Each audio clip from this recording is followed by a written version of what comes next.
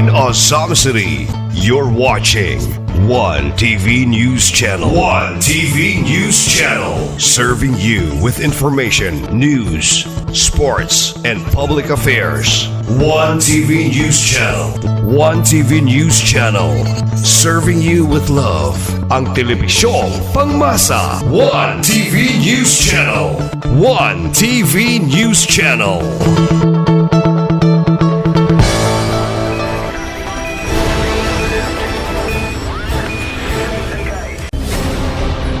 One TV special report.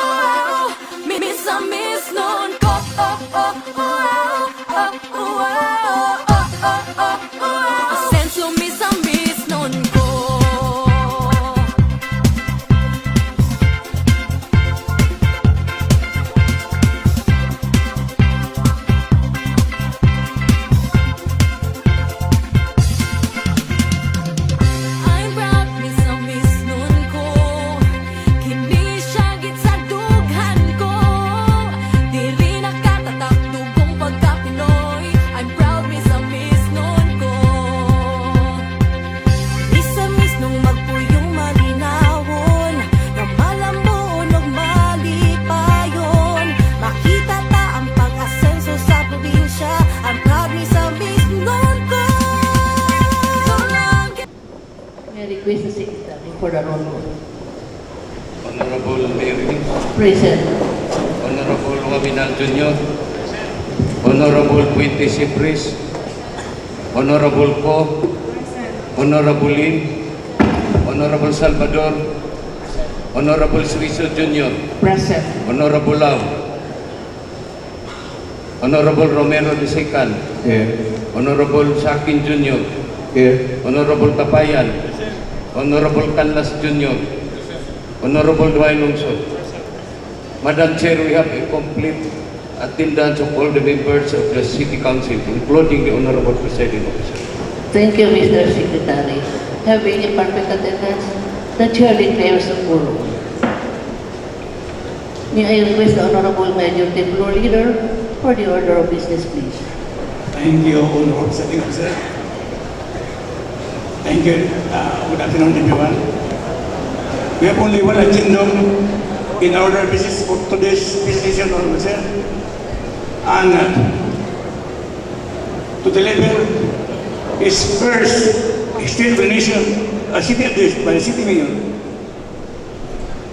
It's my distinct honor and privilege to call on our father of the city, our city mayor, the Honorable Sam Norman Copuentes, for his first state of the city address. And then recognizes the presence of our Honorable Mayor at the Council.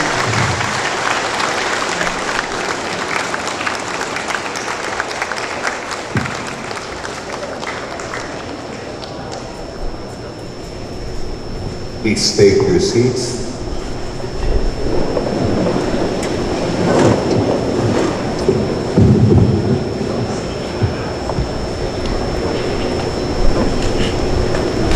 First and foremost, allow me to acknowledge the father of our province, Governor Attorney Henry Sibilia Paminal.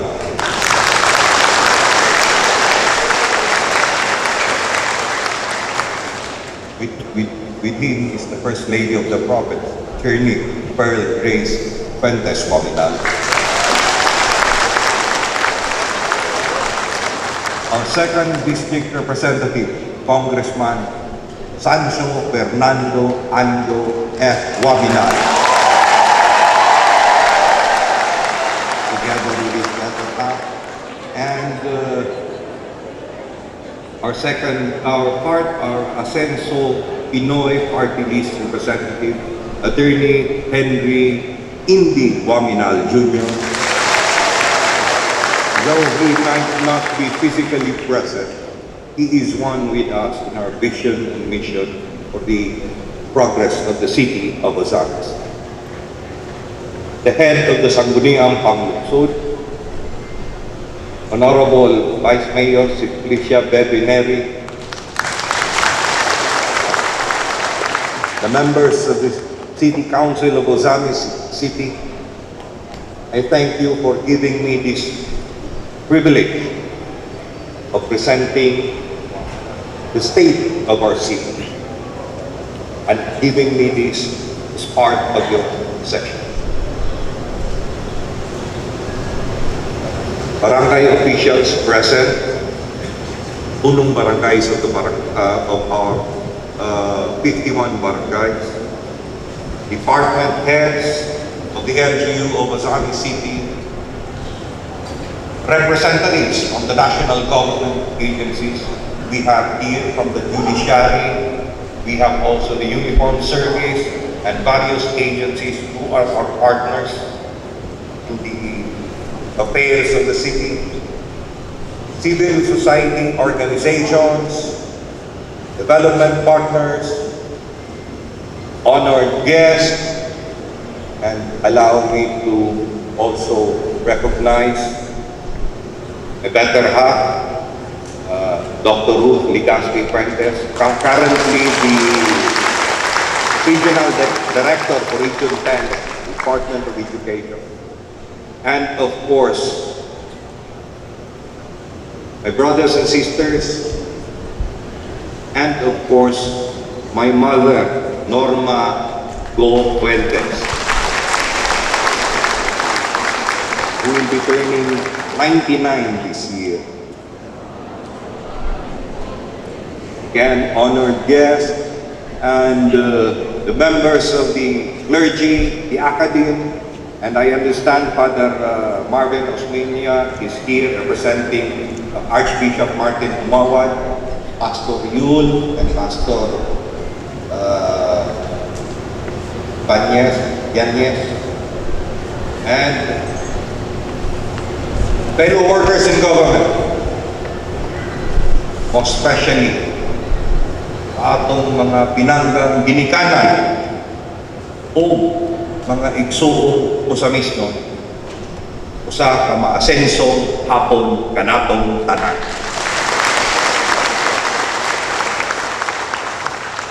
Today, I stand before you with deep humility, gratitude, and renewed commitment as I deliver the state of the city address.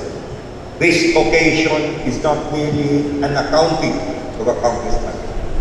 It is a reflection of our collective journey, recognition of the challenges we have overcome, and a reaffirmation of our shared vision for a better, stronger, and more inclusive Ozamis.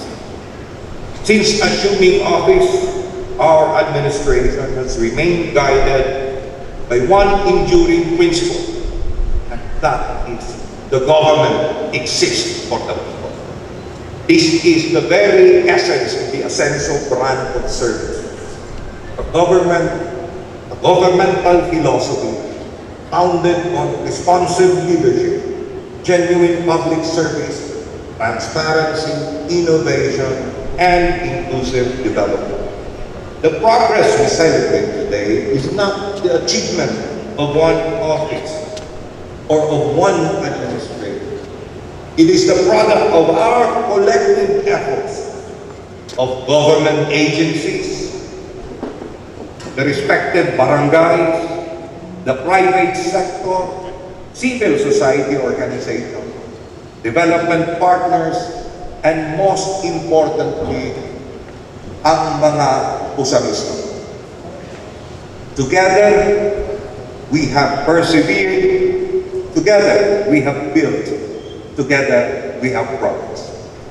And today, I am pleased to report that the state of our city remains strong, stable, and steadily advancing through our 7 key areas of governance. The first is economy and investments development. The second, education and youth development. The third is health and social services development. The fourth, infrastructure and urban development. Fifth, agriculture, fisheries, and food security development. Sixth is the peace and order and good governance. And seven, environment and sustainable development. To begin with economic and investments development. Economic growth remains one of the primary foundations of sustainable development. That is a fact.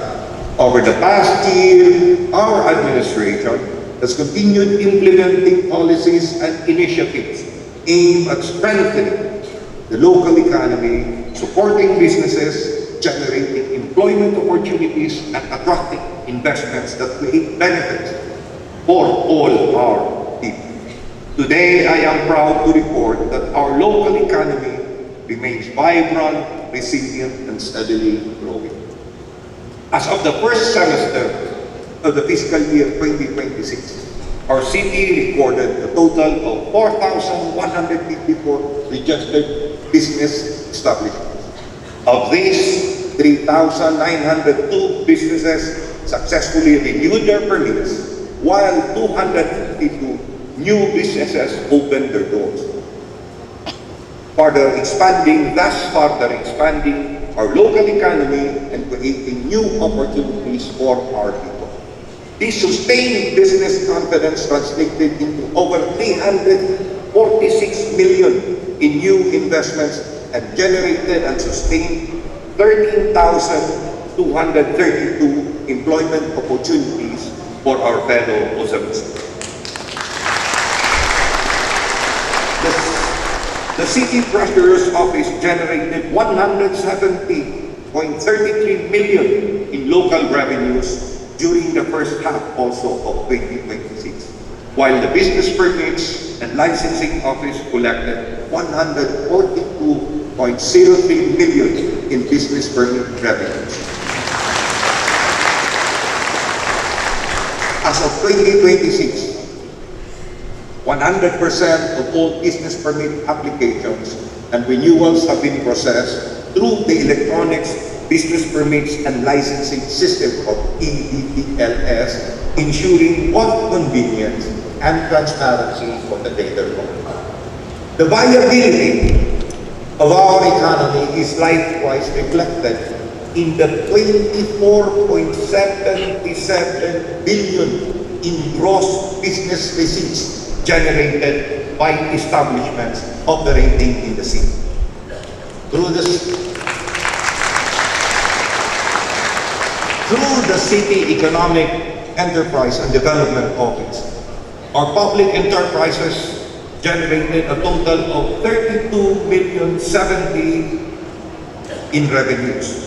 The public mall remained our largest economic hub, generating 80,480,000 while providing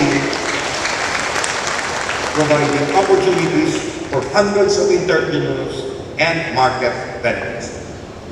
The IBJT, or Integrated Bus Terminal, generated 4,080,000, while our city slaughterhouse generated 3,890,000 pesos. A significant highlight of our economic development is the continued success of the Ascenso Ozamis Wellness Park, which generated also 1.9 million in revenues and has become a symbol of wellness, recreation, and tourist destination. Because tourism in a way has also flourished, in line also with the provincial trust. In 2025, Ozami City welcomed 352,607 visitors, composed of 352,312 domestic and 295 foreign visitors. For the first quarter of 2026 alone, we have already recorded 50,873 visitors, demonstrating the sustained growth of our tourism industry. These accomplishments affirm that Luzon City is steadily advancing as an emerging center of commerce in northern Mindanao. Under the Padayon Kanunay,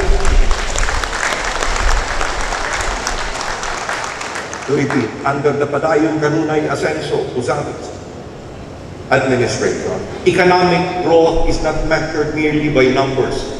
It is measured by the opportunities we create, the livelihood we protect, and the better future we build together for every Usamis. For our second key area is with education and youth development.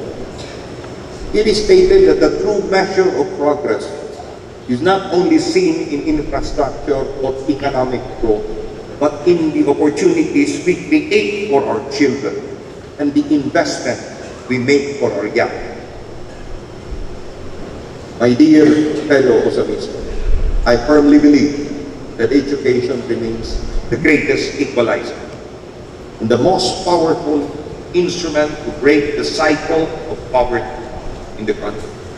It is through education that dreams are nurtured, families are uplifted, and communities are transformed.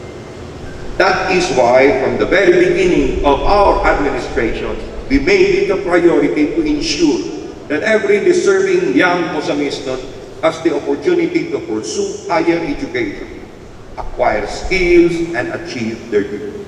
Today, I am proud to report that through our One Family, One Professional program and the Ascenso Usamis Scholarship Program, which is closely aligned with the Provincial Classroom System, we have extended educational assistance to a total of 1,301 scholars during the academic year 2025 to 2026, benefiting 621 scholars during the first semester and 680 scholars in the second semester. Each of these OHO grantees received 25,000 per semester or a total of 50,000 per year. Clearly helping our students continue their education without the heavy burden or financial constraints on the part, particularly of their parents. Because we believe that education is the most valuable investment we can make. Your city government invested a total of 65,050,000 pesos in educational assistance alone. This is more than just a budgetary allocation.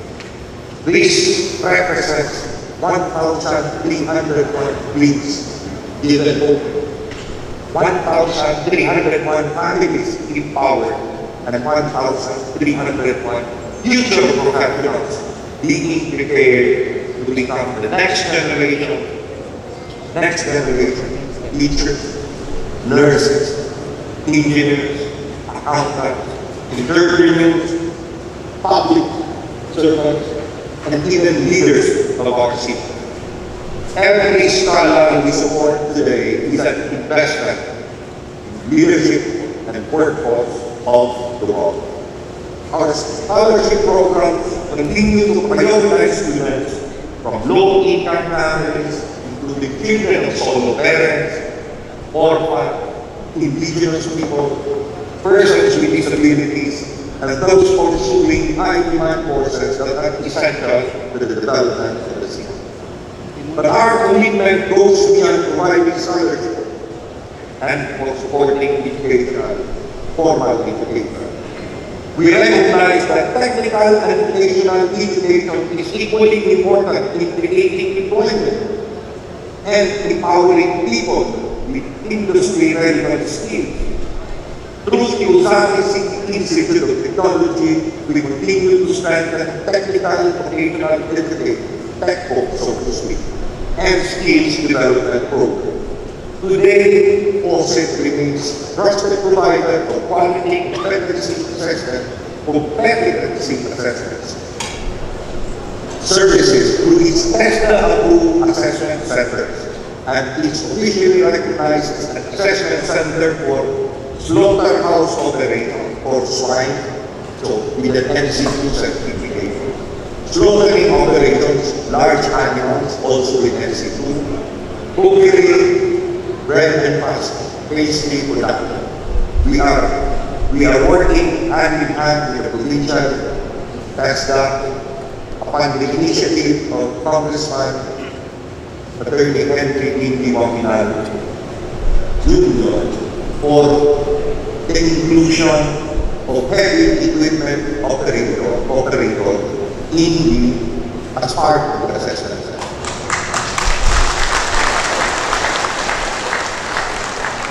These assessment centers ensure that trainees and industry workers meet national competency standard, making our graduates more competitive, employable, and prepared for the demands of a modern world.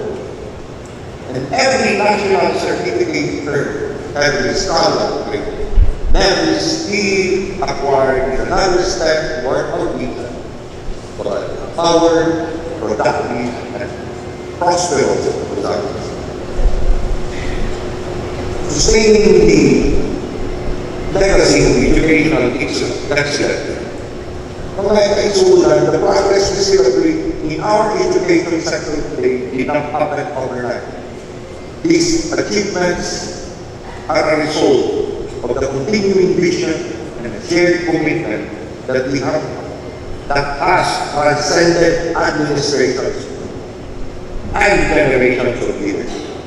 These milestones raise the roots to the former congressman, now father of our province, Governor Atty. Henry Sibilio Waminal, which was sustained by the Ascenso Uzamis administration under former mayor and now congressman Sancho Fernando Ando Waminal, and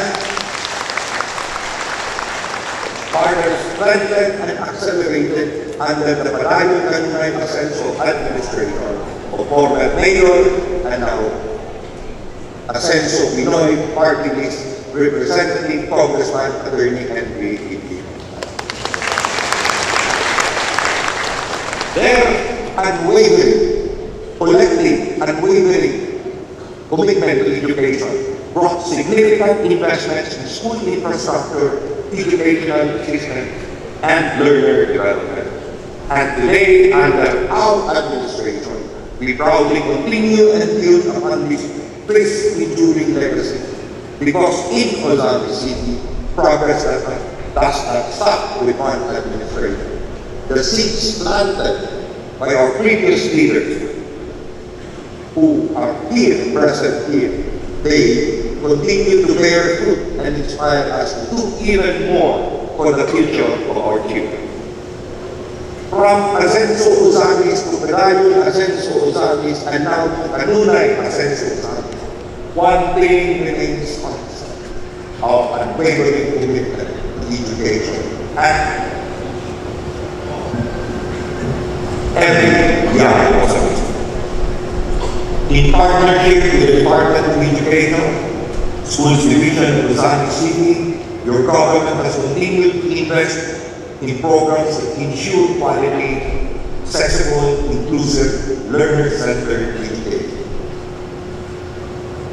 Advancement in digital and transformative learning, recognizing that education must keep pace with the changing times, we strengthen our learning resources and communication technology programs. On June 11, 2026, we distributed 216 tablets to graduates of the Alternative Learning Systems, ALS, empowering our out-of-school youth and adult learners with digital tools as they pursue further education and livelihood.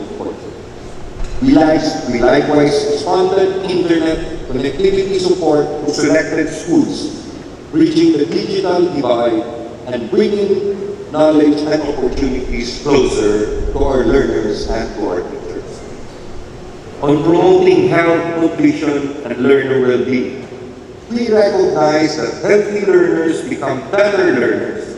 Thus, we continue our health school system and nutrition programs through the installation of holistic nets in all 48 elementary schools, providing protections against dengue and ensuring safer learning environment. Our city government also sustained health education and aware health education, information campaigns, and awareness programs, promoting proper hygiene, disease prevention, and overall wellness among our students and school communities. Investment in educational and sports infrastructure. We continue to transform our schools into centers of excellence by investing in educational and sports facilities that nurture the most holistic development of every learner. At Uzami City Central School, we supported the construction of a tennis court, sepak takraw court, movable internet fence, drainage canal, goal post, and a 10 shower with toilet facility.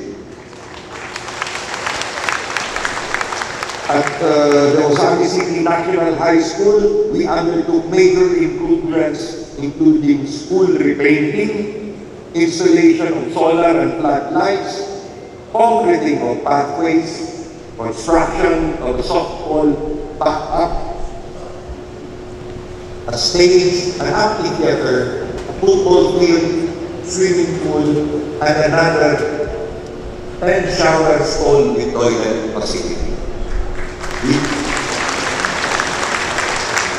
We also established an archery range at Popon Integrated School, while an additional 10 shower stall with toilet facilities was constructed also, I would say constructed at Pulot National High School and the Uzami City Schools of Arts and Learning. Moreover, we improved school security and sanitation through the construction and improvement of school fences, gates and hand washing facilities at Tagilacrio J. Camino Junior Elementary School, Sancho D. Capa Integrated School, the Maningpol Central School, Uzami City Central School, and the Andrea Costro-Minera Elementary School.